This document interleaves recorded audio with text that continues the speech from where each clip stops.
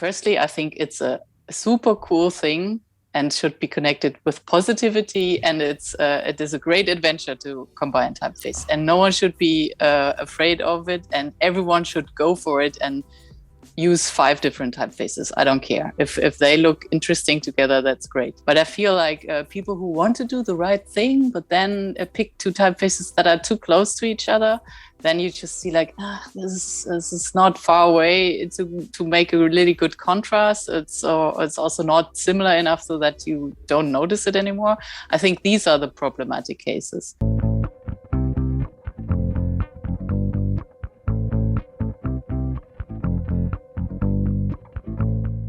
Hello and welcome, typography enthusiasts. My name is Oliver Schöndorfer and I have an observation to share with you.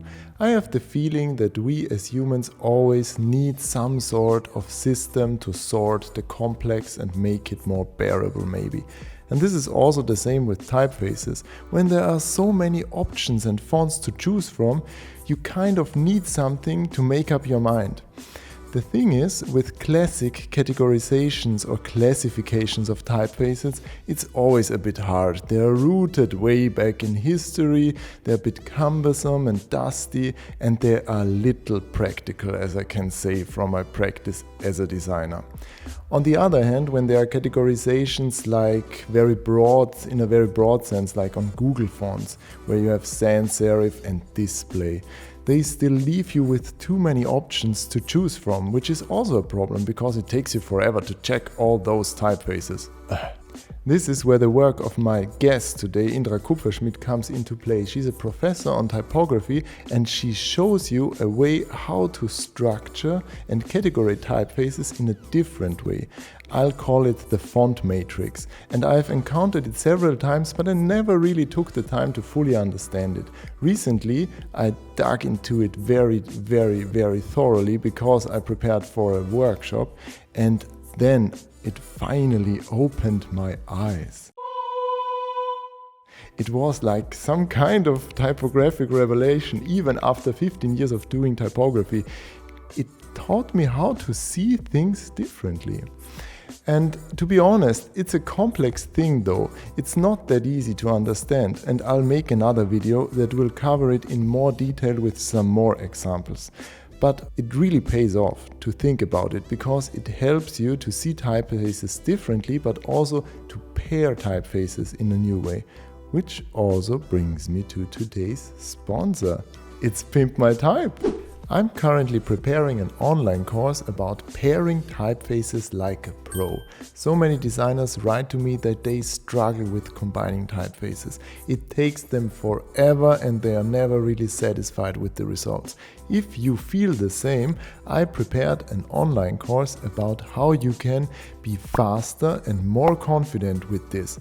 I also cover the font matrix we discussed today in this course. This course is currently in preparation. You can find everything about it under pimpmytype.com/course and be notified once it launches. So if you're interested, I'd be happy to see you over there.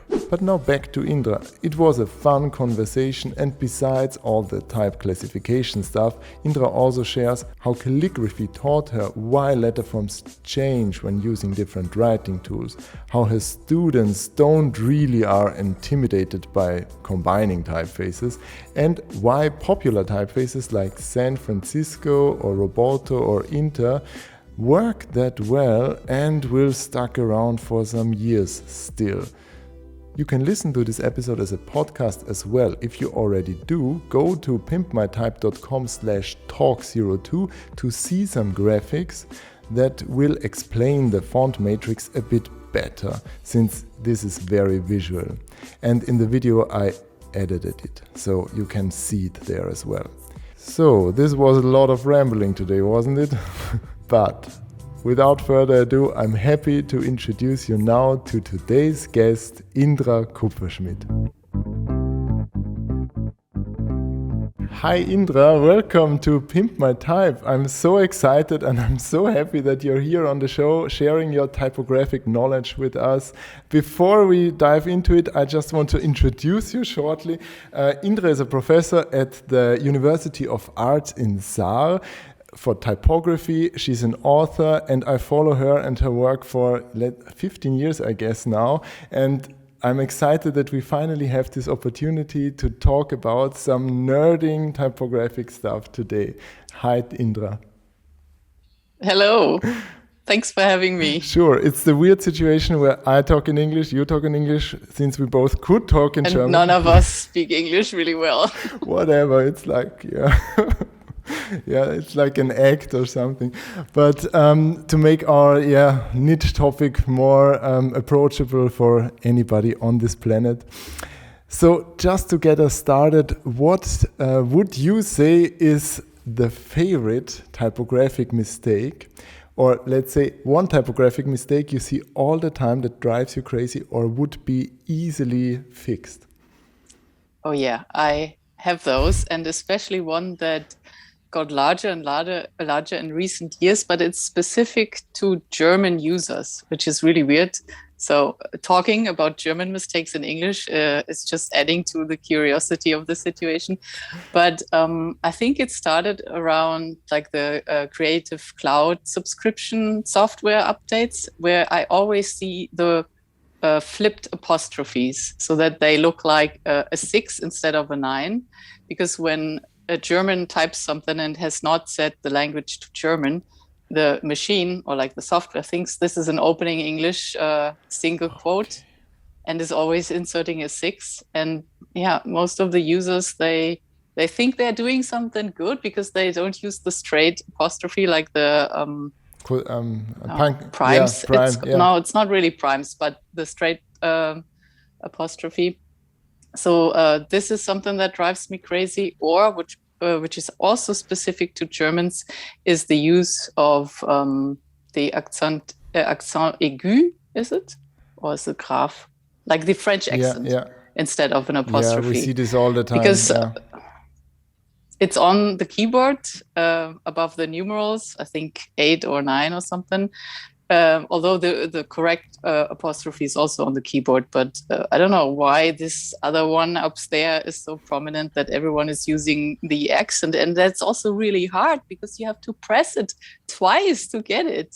But yeah, that is really, it is something that could be so easily gotten right. But I don't know, maybe education is not really helpful here. Maybe it's just like a keyboard layout or I don't know what. Yeah. Computer algorithms at work here. We suffer a lot as typographers.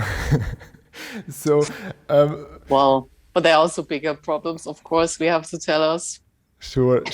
So, but when it comes to learning about typography, a lot of people subscribe to the YouTube channel and also to my content are learning about typography. So one question I always ask people here on the show is, why do you think it's beneficial to learn about typography at all? Yeah, as I just said, it's sometimes, or the older I get, the more I also realize that there are bigger fish to fry at some point, especially like in the world at large. But I feel like if you have consistent typography, it's just making text easier to read and easier to understand. And also, especially if someone doesn't really have a good grasp of the language or the topic, because then the structure of the text and the presentation is helping you greatly to make sense of the structure of a text, or that this is a headline now, or this is just a quote, and this is maybe a summary of something. So they don't have to figure everything out themselves. And of course, in a novel or something, you don't really need this because you just read it at once. But especially in things that you are also maybe not read all of them, but have to pick out the things that you are looking for or that are really important here or that you should not miss, then it's really beneficial or actually crucial to have well-structured text. And that doesn't have to be pretty in the sense of you use the latest typeface that's the best ever, but that you have like clear hierarchy and clear typesetting so that it's easy to understand. To make things understandable, and I guess that's something everybody should want when they are creating content or they are structuring or designing content as a web designer or an app designer or not just print designers, since I'm focused on digital typography a lot. And everyone is also seeing the differences, I would say. Yeah. That even if you're not a designer, you see the difference of, oh yeah, here I can understand what is presented to me, maybe faster or more easily than this text that has no hierarchy or say, was this not my emphasis? Yeah, emphasis like in bold or italic. Yeah. So that makes it easier for you to differentiate between different meanings also. Yeah, that's interesting. Sure, everybody can judge if it's working, even if they're not a typographer. Not why it's working, maybe, but they can. Everybody can see that it's a great point. It's not like something hidden. I would say everyone can see when it's not working, but you don't really see it when it's working, because then it's just working. But maybe you find something where you think, oh, I don't understand this contract at all, and it's not even you, but it's just the presentation and maybe also the language, but the presentation of the content has a big role here, I think. Yeah, sure. Yeah, I think there was this quote you said in a talk. I binge watched some of your talks and stuff to prepare for this awesome interview here. It's always weird when somebody says to somebody, oh, I binge watched your stuff. When I'm getting these emails from YouTube, I always think, oh, cool. But it's, okay. And there you quoted, I guess it was Eric Spiekermann who said, if it's important, people will read it anyway. So, if they have to, they will. So when it comes to you, I always connect you with the thing of classifying typefaces. And it I will probably not get rid of that. Is this a problem to you? Not so much anymore, but it's I feel it's an overemphasis topic. Okay, that people think that this is very, very important, and everyone is coming up with their own themes, and I feel like that's it's maybe like also the more digital the environments get, the less crucial it is to have a really scientifically laid out scheme once and for all. And of course, because once you wrote something about it that is published in a way that a search engine can find it, then people get back to you and ask you about talking about classifications and doing some and like you now. And I always think like, it's also not so important. Why is he interested in that now? Okay, interview is over, we're fine. No. That's maybe it is interesting. I mean, I find it, of course, interesting, probably for different reasons than other people, but otherwise I would, not have done so much work in that realm. Why did you start with, or why did you dig into this topic so much? Well, that is actually a long time ago, and it was probably because of the Dean committee that was working in the 90s put out a new proposal for a redesign of the German Dean classification in 1998. Mm-hmm. And that was published in Page magazine and other places. And I found it so horrible and so unpractical and wrong that I, like super naive and young, not even finished studying, wrote to the Dean committee, because you saw like you can have like, what's this heißt, Einspruch, you can complain about it, like make an official complaint. And so I thought like, I have to do this. This is so nuts and shitty. I have to write like that. This is not how to do it, and this is my counter proposal. And I didn't know how a Dean committee works, but then they have to invite everyone who files a official complaint. They have to invite for a meeting, and then they are discussing the complaints. And so this is how I got into this committee that I'm basically still a member of since the 90s.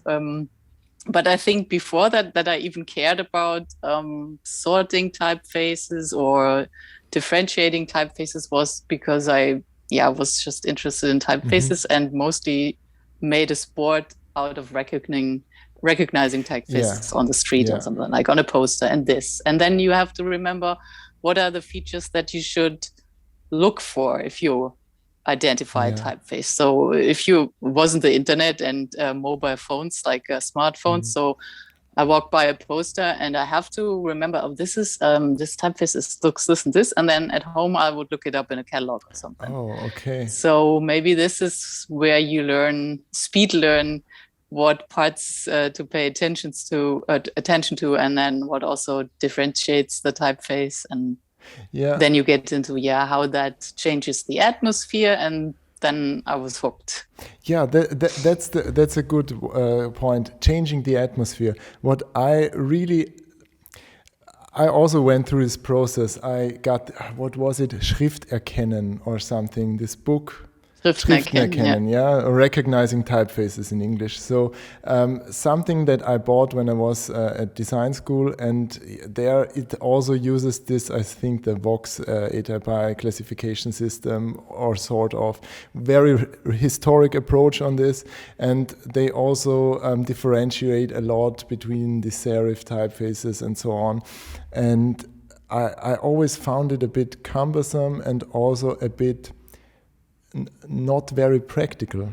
So for my daily use as a designer, it felt very academic and historic, or like a historian or something like this, or who was structuring stuff or arts or something. But what do you feel about this? Why do you think these classification systems are necessary at all? And why do you think they don't work anymore?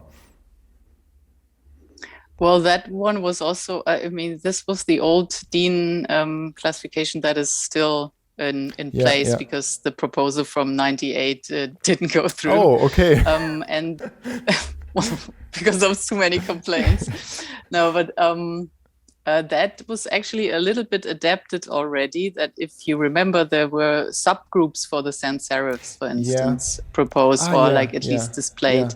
And that is not the case in the ETAPI or Vox classification, where it's just one big sans serif slabs. And they...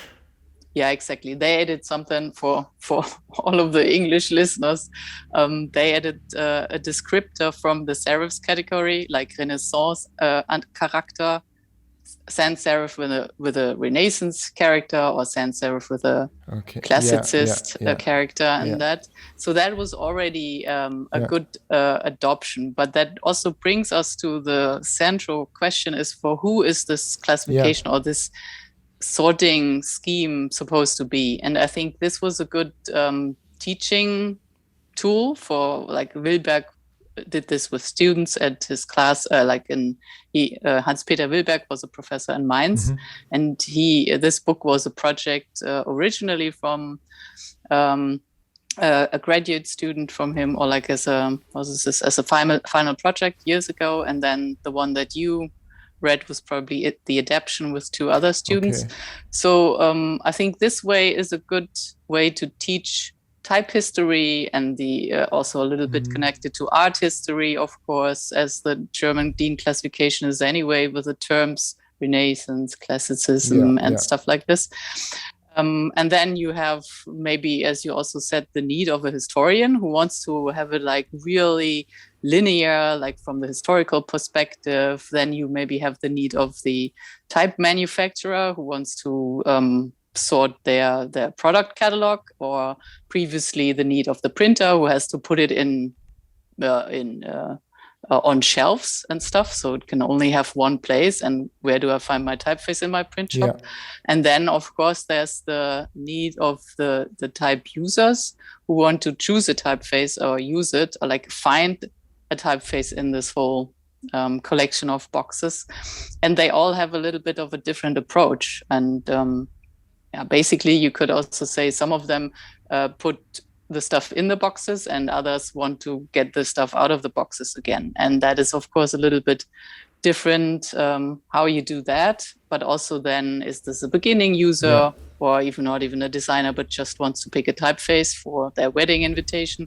Or is that a historian who wants to write about different type trends in the 19th century? Then you would have like a much finer grained sorting system, of course.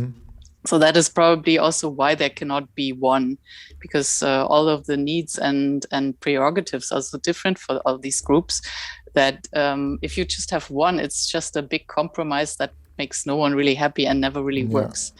And to answer the question why the current or the old models don't work anymore, as he also said that they're from the 1950s. Basically before Helvetica was released on the market. And that, as we know, kicked off a huge trend in sans serif typefaces. And then later in the 60s and 70s, there were also much more slab serif typefaces. So when these people decided on the sorting system in the 50s, they didn't really have the problem that the one big group for sans serifs was too big, because there weren't so many. So Futura could happily live next to Akzidenzgrotesque, because there's just once in a while you need a sans serif typeface, and everything else was about serif and book typography and stuff like this.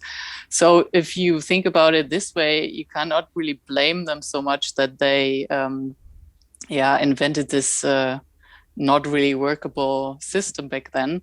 But after that, now we issued so many more typefaces that are like grouped together in this one big bottle. And it's also helpful to find different directions among the sans serifs and slab serifs typefaces, because and then you see that this has to be much more finely divided. Speaking of this division nowadays, and with all the digital possibilities we have, since we're designing for screens mostly, or I'm only designing for screens now, and when it comes there, the big players of font catalogs like Google fonts, Adobe fonts, and my fonts or something like that, they all use a very broad way of categorizing typefaces, where they actually put, I don't even know, I think slab serif isn't even a category on Google fonts, it's just serifs, and everything else that doesn't belong anywhere is display. Throw it in there. It's there. it's variant. None of the above. Whatever. So throwing everything in there. But what do you think about this kind of grouping typefaces? The question is, since most laymen or people who are starting with design and web design, they have the problem of picking a typeface. This is the situation where they need to, and I like how you put this in your talks and in your posts, where you say it's more about filtering rather than about classifying, because you could apply a tag or an adjective across variant typefaces. It doesn't only have to live in one place. It can live in many places. And how do you feel about these approaches? Are they sufficient, or are they good how they are? Do you think they're helpful for users? That also totally depends on the, say, level of knowledge of the users. Like you and me, we also know how to look at sans serif, like a pile of sans serifs, and then pick out the differences and what we would use in this case or in that case.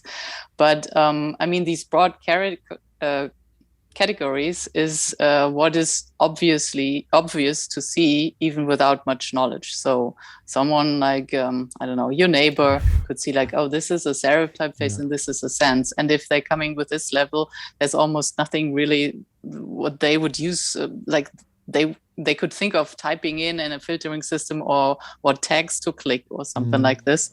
And I think Google, of course, has a different audience than, I would say, any of the more sophisticated independent type publishers or something that you have to discover or that make also like work in the field of custom type or more professional settings. So I don't know if you can come with a more sophisticated system at the beginning level users immediately. But as you said, that it's not in a digital environment, you can use any kind of keywords, anything that helps a user find the typeface they want. Why should they not be allowed to apply this to the system?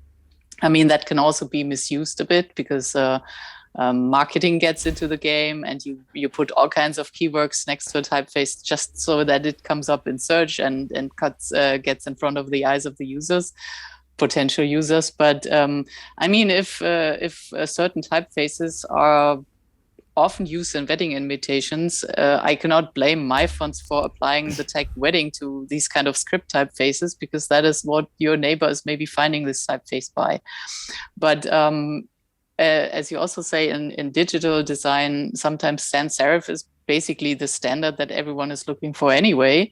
So the broad categories at least help them to just blend out all of the serifs and scripts. So those, get rid of them. But if you don't offer them sort of like a next level sorting, then they still end up with 5,000 options for sans serif typefaces. And do you scroll through alphabetically, or then you end up with something like most popular or biggest seller, and sort of like get the stuff that everyone else also uses? Or I mean, it doesn't have to be stylistical or art historical aspects that you filter these typefaces for. You should at least offer something like I need a true italic, or I need small caps, or I want 5 different weights, or I need this and this open type feature. I need a Cyrillic character set. And these kind of filtering options come into play as well, of course. But that is not what people think of when they think classification. No. But I feel also this is, as you say, it's the wrong word for what we really need. And filtering can be more about more than just the aesthetic aspects, and also doesn't imply that there's a hierarchy, because classification and taxonomy implies this is the main category, and then there are subcategories, and they're all logical, and then you make a grid, and then the grid has to line up so the same subcategories are in this group. And it is just such a straitjacket for this kind of these things that we want to sort. So in something like a typology would be something that you pick a typical example and then group similar things around this example. That is much closer to what we're dealing with typefaces, and also why you have names like Garald or something, because it's like Garamond and Aldus are the types. Like, this is unfortunate that is now the same word as typeface. Like, they are the models, and then the group gets this name basically because that everything that behaves a little bit similar, like Garamond, gets into the same carton. It's a Garamond, even though it's not an actual Garamond. It's like a Garamond. But what's a Garamond anyway? So because that gets us into the biggest problem is terminology and not really the groups that we're dealing with, because they are very flexible and can be assembled on the fly according to keywords that you attach to them. But how do you call this box with a Garamond now? Because Garamond, you cannot use that one. Also, that's not really understood by my neighbor here. But Garamond, why is this called Garamond? It doesn't tell me anything about the typeface. So then, like, describing what you see there, a typeface with different stroke contrast, like thick and thins, and they have, I don't know, more organic forms than others and different proportions. But that never results in a catchy term that you can, I don't know, put in a label on a website where you just have a box of this size. Yeah, sure. It's that's the hard thing when it then comes to user interface design, also making these things operatable, that you can click them and understand what they mean, of course.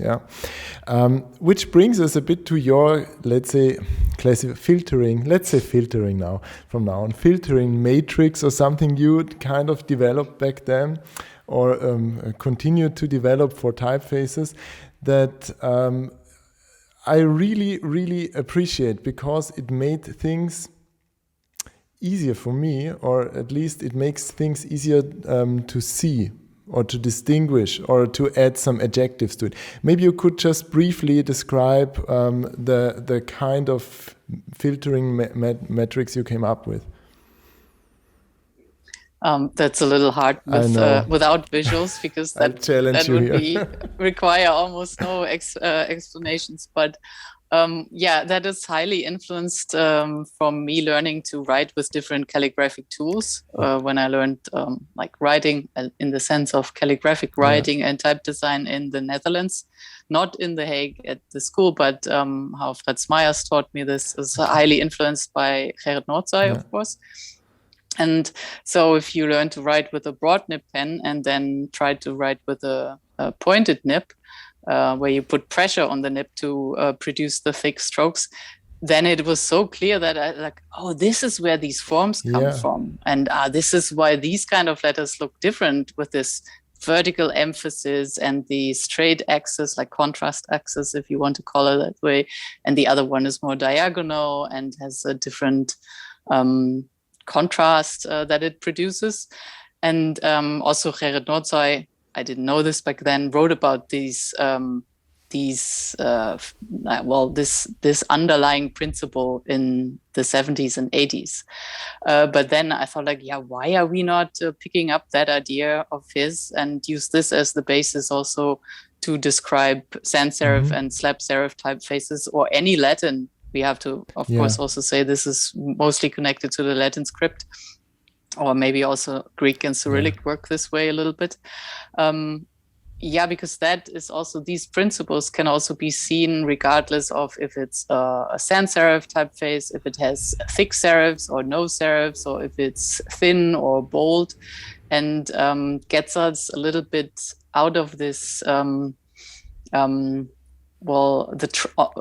away from this track of history, so that everything has to in part it also follows type history, of course, because you first had the broad nib pen and then later the nib got narrow and then more flexible and stuff like this. But the jump towards make it open to sans serif and slab serif faces that came later is probably the thing that makes this most unique. And then I also tried to give these ideas different terminology than just the art history terms like Renaissance and Classicism. So try to describe what we're seeing, like a more dynamic form and principle of contrast, and then a more static or more rationalized principle in the other ones. And not so much, but I connected it also to the speedball nib, which produces no contrast. In German countries, it's usually also called Redesfeder, which is more like a drawing tool, and that can connect to the geometric typefaces like Futura.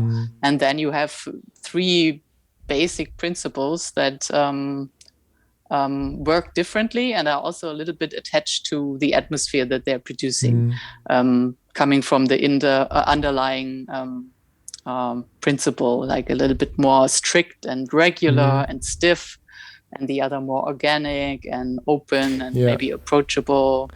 I'll add some images to that in the video then to make it a bit clearer. But when I discovered it here in this book, or rediscovered it basically in this book by Richard Rutter, Web Typography, which I really appreciate, there it came up again. I'm holding this in the camera so you can see it at least.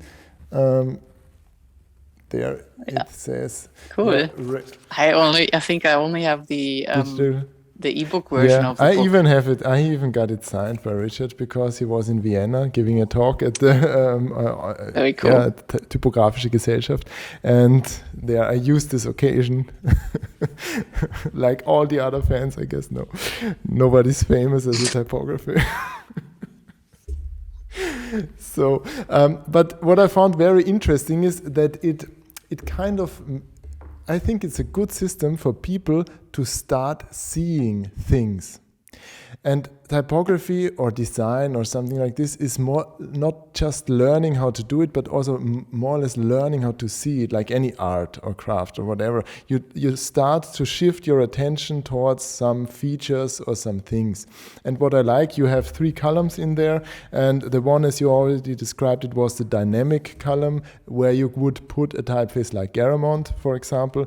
Then in the middle would be the column that's more rational, or static or whatever the terms there might be, where you would put a typeface like Bodoni or Helvetica with a vertical stress, and on the right side you had this very constructed geometrical column where you would put a typeface like Futura, for example.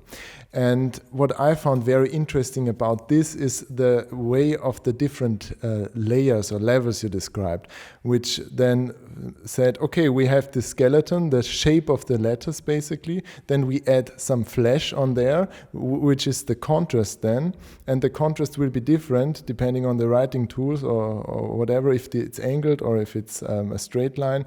And then we have the skin, which then might be some stylistic features or tags or other stuff. And I found this very helpful, especially when it comes to combining typefaces, because it makes it so much easier to look at the thing.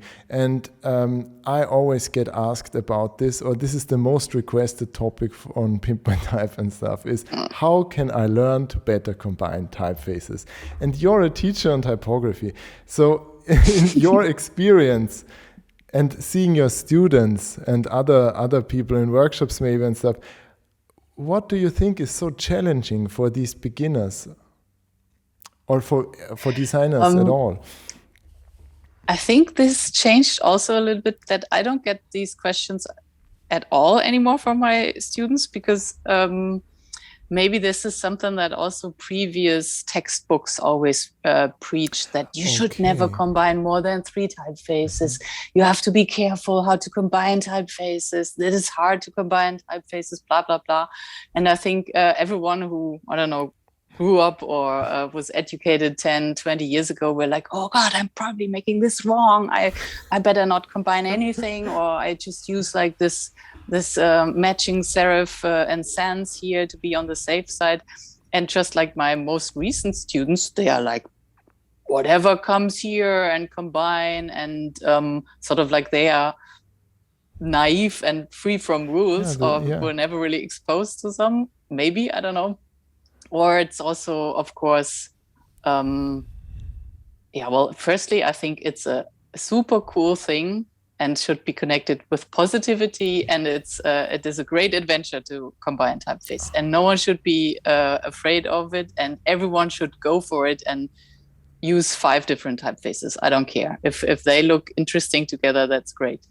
So I think if you approach it with the right daringness, I would say, I think almost nothing can really go wrong. But I feel like people who want to do the right thing, but then pick 2 typefaces that are too close to each other, then you just see like, this is not far away to make a really good contrast. It's also not similar enough so that you don't notice it anymore. I think these are the problematic cases. So if you stick to this sorting or filtering system, you could say everything in one principle, like either all dynamic typefaces or all static typefaces work well together, or you should just go for like diagonal in this matrix, that you go for a big contrast. But that can also be helped by combining something that is light with something that is bold, or large and small helps, of course. So if you have 2 typefaces that are actually a little bit close, you can, of course, also mask this a little bit by having big other contrasts in color, size, or weight, width, and all of these kind of things. Because it's not just like one style that you pick, but you also have a full gamut maybe of many different styles in a family that you could use. And I think maximum contrast, or a lot of contrast between the fonts that you use, is always pretty foolproof. Yeah. Making it as different as possible. And as you already mentioned, or not possible, but as you already mentioned, sufficiently different so that you see that there is a difference. Yeah, this is always a thing I see where people, when they fall into the rabbit hole of typography and they start seeing these things and they, oh my God, I discovered that the serifs here are so thin. And then they use something like, I don't know, they combine it with a typeface that is also an ultralight or something for reading text or something, because they discovered this, and I think this makes a great match or whatever. And And eventually, when they overthink it or they only see these details, it's hard then to step back and to unsee it. And which is like overthinking or over-engineering something then. Yeah, so the light typefaces look so great as a gray value. Sure. That is, of course, also appealing to some graphic designers that they want to have like this homogeneous shape of text. But that's, of course, not really what the eye likes the most. If you have like a light gray that looks undisturbed and clean and nice as a graphic element, doesn't really mean that it's nice to read. But then also you have so many other things to consider. Is this a screen that you're working for? Will everyone have a high resolution screen, or some have shitty monitors? Or what's the reading distance here? Can people change the size themselves? Or is this a fixed size that you're presenting them? Can they change the distance? Well, that's all makes it almost so complicated, but that is also what makes something working well or not working well. And at first you don't even know that you have to consider all of this when you start out designing. And then you maybe just have intrinsic a feeling for it, or just luck that you got it right, because you also orient yourself at different work or something that works well. But if you want to have like a really specific or you have a really specific problem or task to work with, then you should consider, of course, all of these things when picking your typeface. And that is nothing that is reflected in any of the classification schemes or terminology even, or filtering systems, and just comes with experience. And that's also what you have to tell everyone at some point. This is at first it's hard, and it's getting easier and more exciting the more you work with this and the more you look at typefaces. And also, like, we are doing this, like, I've studied design for 5 years to become a graphic designer, and it's of course it's silly to think that you read an article somewhere and then pick everything else up by osmosis and you will never fail. You know, it's also like a web designer maybe studied computer science for 5 years. That's also why that person is much better at programming than I am. And so I think we have to recognize that designing is also a profession that people study for a long time, and then maybe are a little bit, I don't want to say better, but maybe some things come much easier for these people than someone who tries to teach everything themselves, like teach themselves all these things. Yeah, thanks for making all these points. I really can connect with the thing that people should just all practice it and go for it and try things out, and don't be afraid of it. Because when I was in this design school, of course, you always are afraid the typography police will show up and arrest you because you made a horrible font pairing or something. And of course it's never going to happen. But yeah, it's like then restricting yourself, or when something it shouldn't take the joy out of the craft or of doing it, because in the end, eventually it's expressing content and finding the shape that represents visually what it's supposed to make or what it's supposed to mean. But when it now comes to these genres or these categories, I find it very interesting, especially now in screen design or user interface design, where I'm focused very much on user interface and app design, that this neo-grotesque style seemed to be the dominant, or seems to be the dominant style for quite some years now.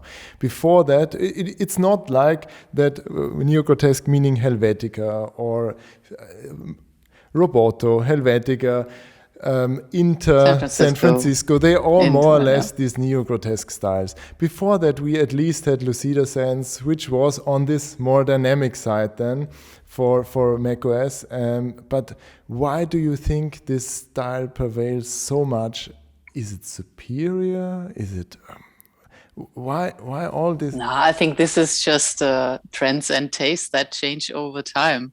I mean, also in not on screen design, but also websites and other graphical products, you see that there's also a clear trend back to the Goofy and Garamons and the 80s and 90s coming back. And the late 90s had all of these humanistic sans serifs, and then we had a phase of geometric sans serifs, and then we had the grotesque, and at some point you get to the humanist again. And so I think this is just waves of popularity that you also see in other fields of design, of course.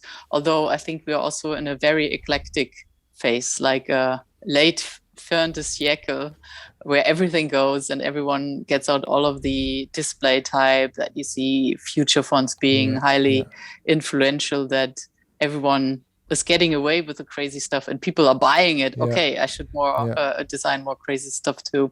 And I think that is also something that is influencing web design, but maybe not interfaces so much, because at the end of the day, that has to work in constrained boxes or little buttons, and also has to be dynamically translated. So a word is longer all of a sudden or shorter and whatnot. And so people use symbols and everything else. But also, of course, what is very influential is the boilerplates that they work with and the libraries and everything. And if like a library is using Roboto as a default, and you don't really know what you're doing, so you just keep that default, or so you want to imitate what is popular, and that will slowly change, I think. And everyone is sick of Roboto in San Francisco, and you see that Apple has changed typefaces itself over the years. So maybe in 10 years we are back at the humanists and the Lucidas, or you see that they are adding more typefaces, like what's the name? New York. Maybe that also gets used in different places at some point. But the thing is, like with Roboto or San Francisco, it's sort of also like no one is hurt by this. Everyone likes it. Middle ground between neo-grotesque and humanist. So it's not entirely Helvetica light that we had previously, or it's not entirely rationalized and static and has closed counters and horizontal terminals, so it's hard to read. But it's also not, oh my God, I'm hugging you and kissing you, humanistic. And I think this is sort of like it's the vanilla ice cream that everyone likes and no one is offended by, and that is why it's working so well. Because also as the basis for an app or interface design that you bring into your own direction, it's a good foundation that you can add on with more, like add on more goofiness or bring it into more traditional design, but still keep this kind of, well, it's more like the American Gothic direction, this group of sans serifs that almost works with everything and with every clothes and every color. And that's probably what makes it so successful. And the reason why it sticks around for a while still, I think it's going to be around for a couple more years. Yeah, sure. Yeah, these things, as you said, they optimized it for legibility, since it could be more ideal, but they optimized it, they opened the counters, and they also made them more distinct. But why do you think we see so little serif typefaces on screen when it comes there? Because I'm not sure, I think you told that you cataloged thousands of fonts for FontShop or something like this, which I think will make you just go insane slowly. But this is a good practice. I guess. But are there more serif or sans serif fonts actually out there? Well, now it's definitely more sans serifs that get published.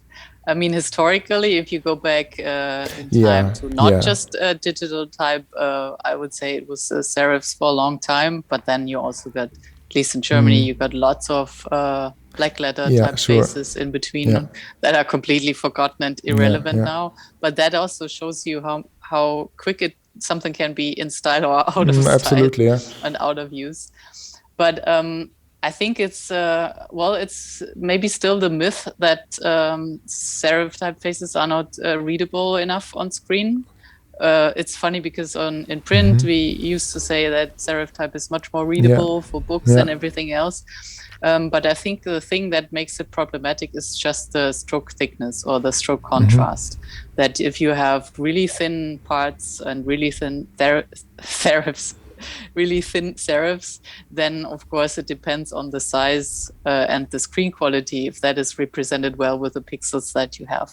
And of course there's tricks like hinting and anti-aliasing or subpixel anti-aliasing that will improve the appearance of the letter forms. But that's also something that lots of people are complaining about. Like with the rotational screens, they decided that subpixel rendering is shitty and does look the same everywhere. So we switched this off. And that makes it, of course, much harder to represent serif typeface in small sizes in a good way. But if you remember the beginning of the web font phase, like 10 years ago, and Typekit starting, they had like a limited catalog of typefaces there, and quite some were actually serif typefaces, and they were hugely popular.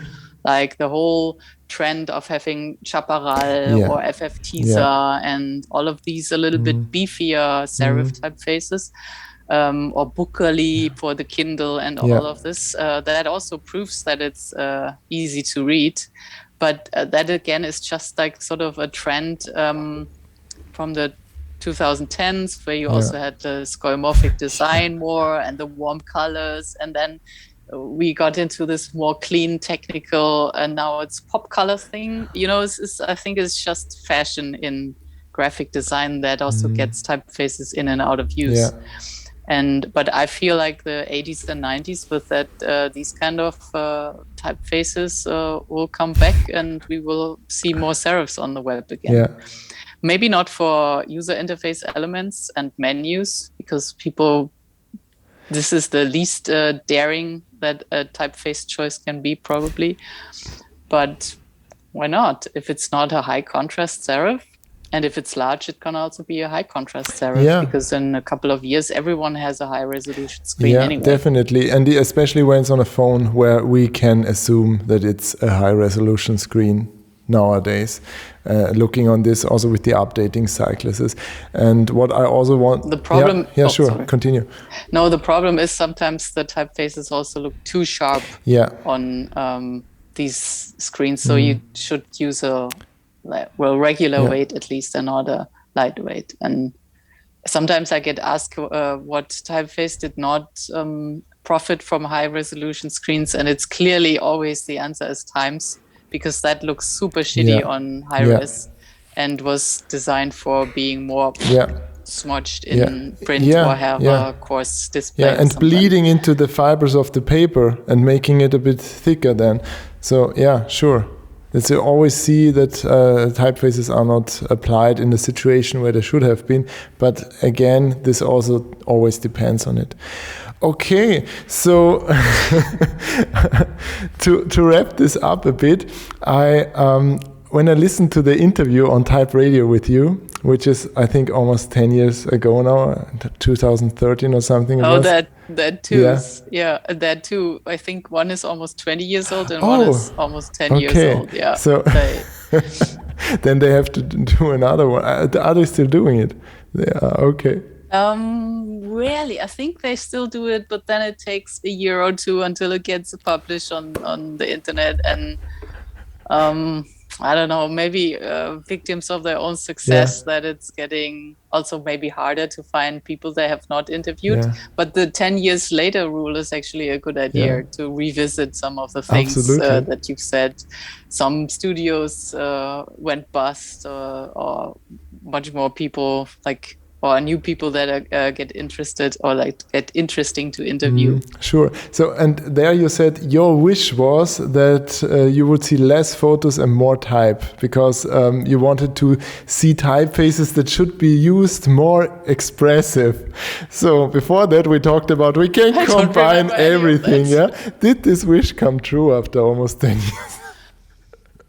No, we see hero images everywhere, and they are ruling. And that is, if we're talking web design, as you mentioned a couple of times, then the fonts are not the players there. Unfortunately, everyone is complaining about or talking about font sizes. It's not so much complaints anymore, and how to make this more rational. But no one's talking about the enormous amounts of scripts or computer scripts or images that consume lots of MB, not even KB, and processor time and network connection.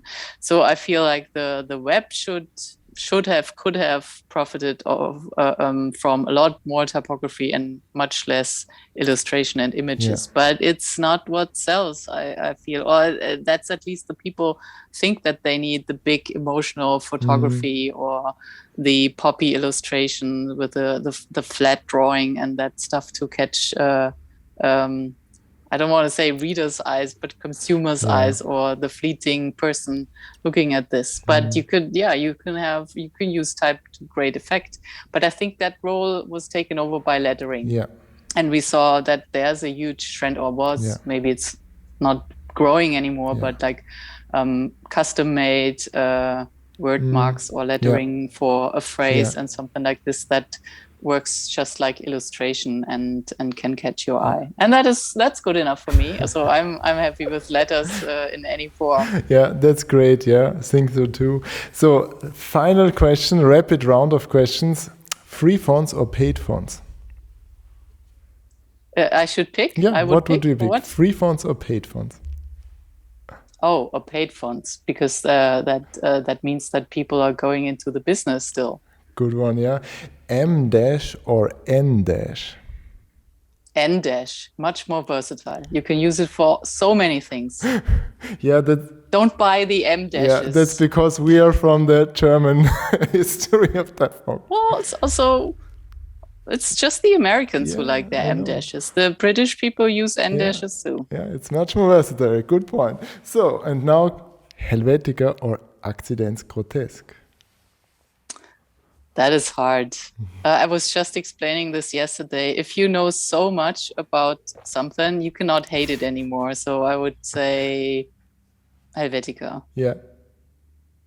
No, I would say Neuhaus Grotesque. Yeah, I thought you would. Awesome. So Indra, where can people go to find out more about your work and your stuff? Oh boy, not my 20-year-old website. It's not 20 years old. It's using Gimlet, and that wasn't released 20 years ago. Well, yeah, but the rest of the site, that's true. But it's also basically because WebType switched off the fonts that I was loading. I think it used to be IBIS RE, but Gimlet is a good one. That's true. There's old stuff on my website. I think the most useful page is the educational discount and free trial page. That is the most used one, definitely. But there are some timeless classics on classification systems on there. And I'm supposed to publish many more articles on the Font Stand news site, but they are not all ready yet. But expect more there soon. So this is the main outlets, or Alphabetis, of course, is a good website, but not by me, just something that groups together many interesting contributors. Yeah, great. I'll link to the stuff in the show notes and in the video description, of course. And thank you so much for joining. Had a great time. It was a pleasure. Super fun. Awesome, Indra. Really enjoyed our conversation. So, I'm curious now, what did you think about it? Do you want to share your feedback with me? Then send it to oliver@pimpmytype.com or post it on the YouTube channel in the comments section. And I'm also very interested in your suggestions, who I should invite or what topics should I cover. If you're interested in the course that I mentioned, go to pimpmytype.com/course, where you will find all the information how you can prepare typefaces like a pro, and always happy if you hit that red button that says in terribly spaced all caps letters subscribe to the podcast. And see you in the next one. Bye.